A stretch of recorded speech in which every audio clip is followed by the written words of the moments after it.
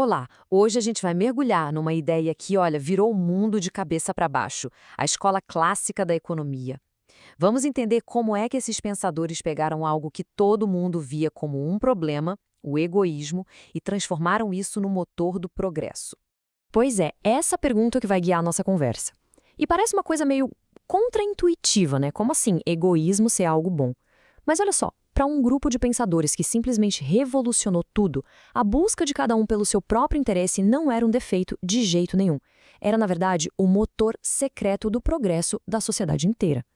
Vamos descobrir como é que eles chegaram nessa conclusão que, convenhamos, é bem surpreendente. Muito bem. Para a gente entender a genialidade por trás dessa ideia, a gente precisa voltar um pouquinho no tempo. Afinal de contas, grandes ideias não aparecem assim do nada. Elas são sempre uma resposta a um mundo que está passando por uma baita transformação. Então, vamos imaginar a Europa ali no finalzinho do século XVIII. Chaminés de fábricas começando a aparecer por todo lado, uma nova classe social, a burguesia, comerciantes, industriais, ganhando cada vez mais poder e querendo, claro, menos controle do rei.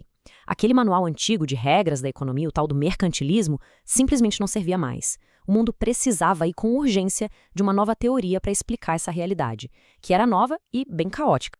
E é aqui que a coisa muda de figura, sabe? De um lado a gente tinha o mercantilismo. A ideia era, uma nação é rica se ela tiver um monte de ouro e prata guardado. E para isso, o Estado tinha que intervir, e muito.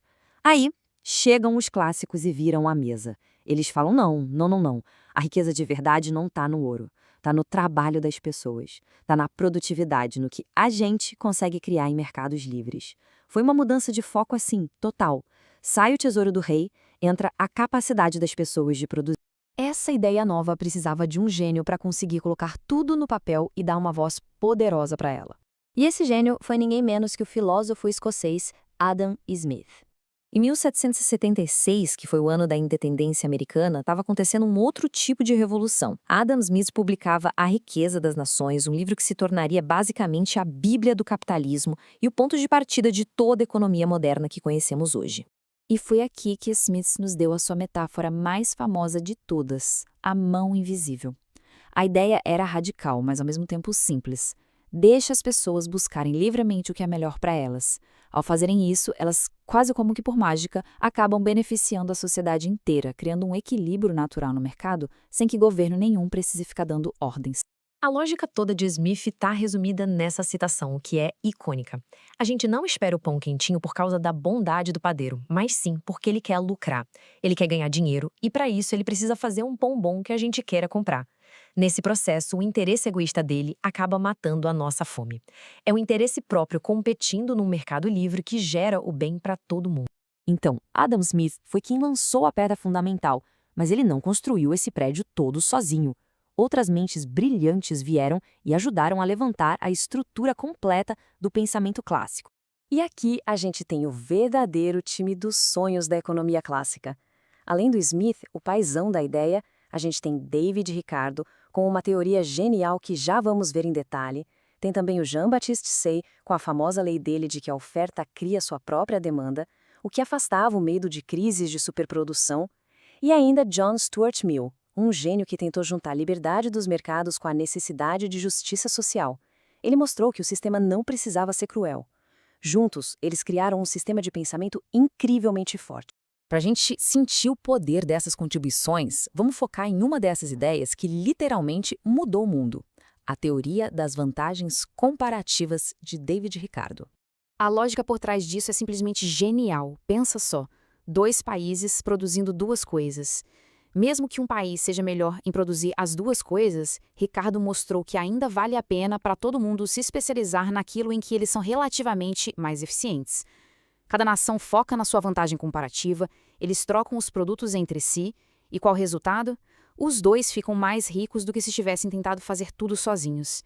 Essa é, até hoje, a grande base teórica para a defesa do livre comércio. Mas de onde é que vinham essas ideias tão revolucionárias como a do Ricardo?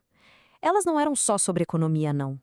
Elas vinham de uma nova forma de enxergar o mundo, uma forma que estava bem enraizada na filosofia da época. A gente precisa lembrar que o iluminismo estava no ar, com toda aquela fé na razão e na ciência. Da mesma forma que Newton descobriu as leis da gravidade, os economistas clássicos acreditavam que a economia também tinha suas próprias leis naturais. E a tarefa do economista não era inventar regras, mas sim descobrir como essa ordem natural funcionava e, basicamente, deixar ela agir. Uma dessas grandes ideias filosóficas era o utilitarismo. Falando de um jeito simples, a coisa certa a se fazer é aquilo que gera a maior felicidade para o maior número de pessoas. E qual a conexão disso com a economia? Bem, os clássicos partiram do princípio que cada indivíduo é um agente racional, o famoso homo economicus, que está sempre tentando maximizar a própria felicidade. A soma de todas essas buscas individuais, então, levaria à felicidade de todo mundo. O outro grande pilar era a ideia do direito natural, o jusnaturalismo. O que é isso? Bom, é a crença de que certos direitos, tipo o direito à propriedade privada, a liberdade de fechar um contrato, eles não são um presente que o governo dá, são coisas que já nascem com a gente. E se esses direitos são naturais, qual é a conclusão lógica? O Estado não tem que se meter.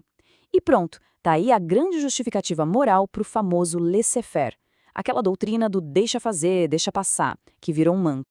Certo. Então, por que tudo isso ainda importa? Como é que essas ideias, pensadas há mais de 200 anos, ainda ecoam no nosso mundo de hoje?